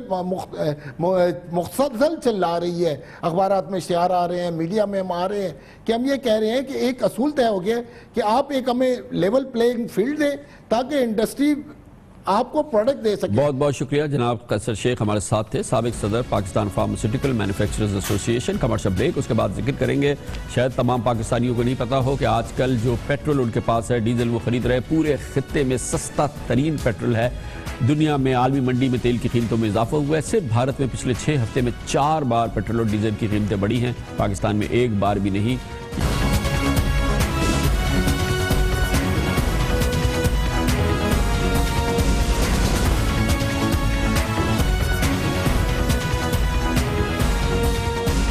वेलकम बैक। तमाम पाकिस्तानियों को शायद पता ना हो कि इस वक्त वो पूरे खित्ते में सबसे सस्ता पेट्रोल डीजल वगैरह खरीद रहे हैं। पाकिस्तान में पेट्रोलियम मसनूआत की कीमतें इस वक्त पूरे खित्ते में सबसे कम हैं। इसकी बड़ी वजह यह है कि पाकिस्तान में पेट्रोल की कीमतों में इजाफा नहीं किया गया है, जबकि आलमी मंडी में पेट्रोल की कीमतों में, पेट्रोलियम मसनूआत की कीमतों में पिछले कई हफ्तों के दौरान बहुत बड़ा इजाफा देखने में आया है, जिसकी वजह से भारत में गुज़िश्ता 6 हफ्तों के दौरान पेट्रोलियम मसनूआत की कीमतों में 4 मरतबा इजाफा किया गया है। 6 हफ्ते में भारत में पेट्रोलियम मसनूआत की कीमतों में 4 मरतबा इजाफा हुआ है, जबकि पाकिस्तान में पेट्रोलियम मसनूआत की कीमतों में आखिरी बार इजाफा 30 अप्रैल को किया गया था, जिसके मुताबिक पेट्रोल इस वक्त 64 रुपए 27 पैसे और डीजल 75 रुपए 86 पैसे फी लीटर पाकिस्तान भर में फरोख्त किया जा रहा है, जबकि इस वक्त भारत में पेट्रोल 65 रुपए 65 पैसे यानी पाकिस्तानी रुपयों में 102 रुपए लीटर और डीजल 55 रुपए 19 पैसे यानी पाकिस्तानी रुपयों में 85 रुपए 77 पैसे फी लीटर फरोख्त किया जा रहा है, जो कि पाकिस्तान से यकीनी तौर पे कहीं ज़्यादा, तकरीबन 20% कीमतें ज़्यादा हैं। अप्रैल से 15 जून के दौरान आलमी मंडी में काम तेल की कीमत $36 फी बैरल से बढ़ के $47 फी बैरल हो चुकी है, यानी काम तेल की कीमतों में तकरीबन 30% इजाफा हो चुका है इस अरसे में, जबकि पाकिस्तान में पेट्रोलियम मसनूआत की कीमतों में इजाफा नहीं किया गया। भारत में 1 मई से 15 जून तक पेट्रोल 4 रुपए 52 पैसे लीटर और डीजल 7 रुपए 72 पैसे लीटर महंगा किया गया है, जबकि पाकिस्तान के मौजूदा सियासी हालात, हम ये समझते हैं शायद इसकी वजह से पनामा मामला, इसके अलावा वज़ीर आज़म जनाब नवाज शरीफ की बीमारी और ख़ास तौर पर इस वक्त जो मौजूदा सियासी सूरत हाल है, इसमें हुकूमत ने मुनासिब नहीं समझा कि पेट्रोलियम मसनूआत की आलमी मंडी की में जो कीमतें बढ़ी हैं उसे अवाम की जानिब उसको ट्रांसफ़र किया जाए, अवाम को से कहा जाए कि उसे शेयर करे। पाकिस्तान के मखसूस सियासी सूरत हाल और मजमूई सूरत हाल की बिना पर, मईशत की बेहतर सूरत हाल की बिना पर पाकिस्तानियों पर वो बोझ ट्रांसफ़र नहीं किया गया जो आलमी मंडी में तेल की कीमतों में इजाफे की वजह से पैदा हुआ है। इसलिए पाकिस्तानियों को पता होना चाहिए कि वो पूरे खित्ते में इस वक्त पूरे खित्ते में सबसे सस्ता पेट्रोलियम मसनूआत जो हैं वो पाकिस्तानी खरीद रहे हैं और पाकिस्तान में ही खरीद रहे हैं। हम नहीं कह सकते कि कब तक खरीदते रहेंगे। کمرشل بریک اور اس کے بعد ہم ذکر کریں گے پاکستان کے قومی بینکوں کی کیفیت. جو ان کا سرمایہ ہے ان کے پاس موجود ہے 90%، وہ حکومت کو دے دیتے ہیں. حکومت کی سیکیورٹیز میں گویا کہ حکومت کو قرضہ دے دیتے ہیں. 90% ان کا سرمایہ حکومت کو قرضہ دینے میں چلا جاتا ہے. باقی 10% پورا پاکستان کا کاروبار اور تمام دوسرے معاملات.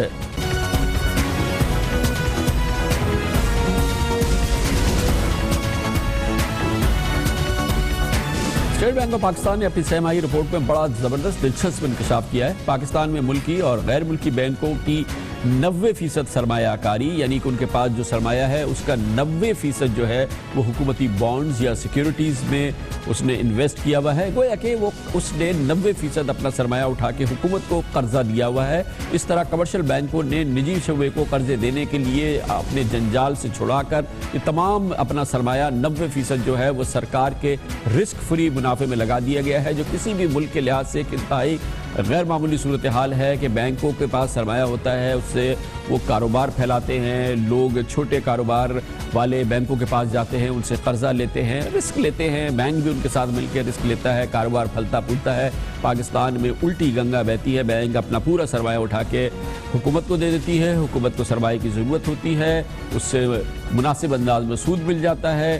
ہنگ لگتی ہے نہ پھٹکری لگتی ہے، منافع بڑھتے چلے جاتے ہیں. مالیاتی ماہرین کا کہنا ہے کہ حکومت کو توقع تھی کہ شرح سود میں کمی سے نجی شعبہ کا فائدہ اٹھائے گا، لیکن پرائیویٹ سیکٹر کی جانب سے قرضہ لینے کی شرح مایوس کن ہے اور شرح سود میں کمی کا فائدہ خود حکومت کو ہی ہو رہا ہے، جسے بانڈز اور سیکیورٹیز پر کم سود دینا پڑ رہا ہے. وہ دھڑا دھڑ قرضہ لے رہی ہے، باہر سے بھی لے رہی ہے، اندر سے بھی، ملک کے اندر بھی یہ کیفیت اس وقت جاری ہے. اسٹیٹ بینک اپنی رپورٹ پہ کہتا ہے کہ 51 اثاثے رکھنے والے 5 بڑے، یعنی 51% اثاثے رکھنے والے 5 بڑے بینکوں نے 90% سرمایہ گورنمنٹ پیپرز میں، یعنی کہ گورنمنٹ کو قرضے میں دیا ہوا ہے. غیر ملکی بینکوں نے 100% سرمایہ کاری گورنمنٹ سیکیورٹیز میں کی ہے. غیر ملکی بینک تو کہیں جاتا ہی نہیں ہے، وہ اٹھا کے پورا کا پورا حکومت کو قرضہ دے دیتا ہے. 2015 میں بینکوں کا منافع 22% اضافے سے 199 ارب تک پہنچ چکا ہے. اس آسان کام سے 199 ارب روپے منافع کمایا ہے بینکوں نے. اس سال جولائی تا مارچ بینکوں کا منافع 53 ارب روپے ریکارڈ کیا گیا ہے. حکومت نے رواں مالی سال کے دوران 11 ماہ میں کمرشل بینک سے 910 ارب روپے قرضہ لیا ہے، یعنی کہ یہ تمام قرضہ جس کی ہم بات کر رہے ہیں 910 ارب روپے حکومت نے ان بینکوں سے لیا ہے. اور 11 ماہ میں بینکوں سے پچھلے 11 ماہ کے دوران، یعنی کہ اس سال کے 11 ماہ کے دوران بینکوں سے 944 ارب روپے قرضہ لیا ہے. اس کے برعکس نجی شعبہ، جس کا کہ اصل میں کاروبار ان بینکوں کے قرضوں سے ہوتا ہے، اس نے محض 295 ارب روپے قرضہ لیا ہے. اور اس طرح سے اس وقت پاکستان کا یہ بینکاری ماحول اور بینکاری نظام اور پھر پاکستان میں کاروبار کا ماحول اور جو تجارتی پاکستان میں اس وقت صورتحال ہے اور جو کہ کافی ڈل نظر آتی ہے، اس کی بنیادی وجہ یہ کیفیت ہے جو کہ آپ کے سامنے نظر آئی ہے. اس پر مزید بات کرتے ہیں اور اس کے لیے ہمیں جوائن کیا ہے جناب خلیل اللہ شیخ نے، جو کہ ایکسپرٹ ہیں، ماہر ہیں بینکاری امور سے، institute of chartered accountant Pakistan سے ان کا تعلق بھی ہے. اس وقت جو صورتحال ہے شیخ صاحب کہ یہ 90% بینکوں نے اپنا سرمایہ گورنمنٹ کو دے دیا ہے اور اب یہ وہاں پر یہ انویسٹ ہو گیا ہے، اس کے کیا اثرات ہو رہے ہیں معیشت پہ؟ جی میں سمجھتا ہوں کہ یہ ایک بہت الارمنگ ٹرینڈ ہے جو اب ایک خطرناک حد تک بڑھ گیا ہے، اور بینکس نے اپنے لیے ایک آسان بزنس ماڈل بنا لیا ہے کہ وہ ڈپازیٹر سے پیسہ لیتے ہیں اور رسک فری گورنمنٹ سیکیورٹیز میں انویسٹ کر لیتے ہیں، اور ایسا کر کے اپنے آپ کو ایک رسک فری اسپریڈ میں لاک کر لیتے ہیں، جس سے وہ اربوں روپے کی risk free spread income earn کرتے ہیں. اب اس کی 2 وجوہات ہیں. ایک تو بنیادی وجہ گورنمنٹ کی ہماری ایک ویری ہائی ایپیٹائٹ فار بورنگز ہے اپنے بجٹ خسارے کو میٹ کرنے کے لیے، اور دوسرا بینکنگ سیکٹر کا کنزرویٹو بزنس ماڈل ہے. تو بینکس کے لیے یہ ایک آسان ماڈل ہے اور گورنمنٹ کی ایک ضرورت ہے جس کی وجہ سے ہمیں یہ دیکھنے میں آ رہا ہے. اچھا، مگر دوسری جانب اتنے ہسٹوریکلی کم انٹرسٹ ریٹ ہے، شرح سود اتنی کم ہے، بینکوں کے پاس سرمایہ ہے، مگر یہ بھی تو حقیقت ہے نا کہ نجی شعبہ مائل ہی نہیں ہو رہا اس سرمایہ کی طرف، اور وہ اپنے کاروبار کو ایکسپینشن کرنے کے لیے یا نیا کاروبار لگانے کے لیے، یہ بھی بہرحال ایک حقیقت ہے نا. میں سمجھتا ہوں کہ اس کی ایک وجہ ایک فنومنا اکنامکس کا کہ جب پبلک سیکٹر بورنگ بہت بڑھ جاتی ہے تو پرائیویٹ سیکٹر کے لیے کراؤڈنگ آؤٹ ہو جاتی ہے. بینکس کے لیے پریفر کرتے ہیں لینڈنگ پبلک سیکٹر میں جو ان کے لیے رسک فری لینڈنگ ہے. تو as compare to private sector they prefer by all means to invest in government securities جو کہ ان کو آفر کرتی ہیں رسک فری انکم. اچھا پرائیویٹ سیکٹر میں سمجھتا ہوں کہ بینکس کو چاہیے یہ اور یہ ریگولیٹرز کو اور ہمارے پالیسی میکرز کو چاہیے کہ اس کو چیک کریں اس الارمنگ ٹرینڈ کو, کیونکہ بینکنگ سیکٹر کا بنیادی مقصد جیسے کہ آپ نے خود کہا کہ وہ یہی ہے کہ اکانومی کی سیونگز کو چینلائز کریں اور پرائیویٹ سیکٹر اور اکانومی گروتھ کی طرف ان پروجیکٹس کی طرف ان سیونگز کو ڈائیورٹ کریں جو کہ ابھی نہیں ہو رہا. لیکن میں سمجھ رہا ہوں کہ آنے والے وقتوں میں جیسے کہ سی پیک کا پروجیکٹ انفولڈ ہوگا اور اس سے پرائیویٹ سیکٹر بھی ڈیفینیٹلی فائدہ اٹھائے گا اور اس سے پرائیویٹ سیکٹر لینڈنگ بڑھے گی. بہت بہت شکریہ جناب خلیل اللہ شیخ. ہمیں بتا رہے تھے پاکستان کے بینکوں کے مزے اپنا سارا سرمایہ اٹھا کے حکومت کو دے دیتے ہیں. حکومت کی قرضے کی جو بھوک ہے وہ ختم ہوتی نہیں ہے. 90% بینکوں کا سرمایہ حکومت کو قرضہ دیا جاتا ہے. پرائیویٹ سیکٹر یا پاکستان میں کاروبار پھلے پھولے اس کے لیے محض 10% بچتا ہے. کمرشل بریک اور اس کے بعد ذکر کریں گے جو خلق خدا کی خدمت کر رہے ہیں پاکستان میں ادارے, اور اس میں ایک اور نادر نام ہے وہ انڈس ہاسپٹل ہے جو کراچی میں کام کرتا ہے. غریبوں کو ہر طرح کا علاج فراہم کرنے والا. رمضان المبارک کے مہینے کے اعتبار سے ہمارے خلق خدا کی خدمتگار سیریز میں جس میں ہم ان انمول پاکستانیوں کو ذکر کرتے ہیں جو انتھک محنت سے بے لوث انداز سے خلق خدا کی خدمت کر رہے ہیں, پاکستان کے غریبوں کی خدمت کر رہے ہیں. آج ہم نظر ڈال رہے ہیں کراچی کے ایک اسپتال پر جہاں پر برسوں سے غریبوں کا اور ہزاروں غریبوں کا مہینے میں مفت علاج کیا جاتا ہے اور مکمل علاج کیا جاتا ہے. کراچی کے صنعتی علاقے کورنگی میں واقع انڈس ہاسپٹل کا قیام تو 2007 میں ہوا تھا, لیکن اب یہ ہسپتال تقریباً 20 ایکڑ پہ پھیل چکا ہے اور اسپتال کے ابتدائی مالی جو فنڈز تھے اور اس کے علاوہ جو اس کو جو فنڈنگز آتی تھی وہ اب پھیل چکی ہے اور پاکستانی بھرپور انداز سے خاص طور پہ کراچی کے متمول شخصیات اس میں بھرپور طریقے سے اس کی فنڈنگ کر رہے ہیں. ہر روز یہاں پہ سینکڑوں مریضوں کا علاج ہوتا ہے. ہسپتال ہے جہاں پہ مریض داخل ہوتے ہیں, اب کم از کم 200 مریض داخل ہوتے ہیں, لیکن اس کو بھرپور طریقے سے ایکسپینڈ کیا جا رہا ہے اور یہاں پہ 2000 بستروں کا اسپتال اب چند عرصے کچھ ہی عرصے کے اندر قائم ہو جائے گا. اس کے روح رواں ڈاکٹر عبدالباری خان ہیں جو کہ ایک اور پاکستانی, وہی فرشتہ صفت پاکستانی جیسے عبدالستار عیدی, جناب ڈاکٹر ادیب الحسن رضوی, ڈاکٹر عبدالباری خان کا انڈس ہاسپٹل اور ڈاکٹر عبدالباری خان انہی شخصیات میں سے شامل ہیں. اس پر دکھاتے ہیں اپنے نمائندے خصوصی ریاض اینڈی کی یہ رپورٹ.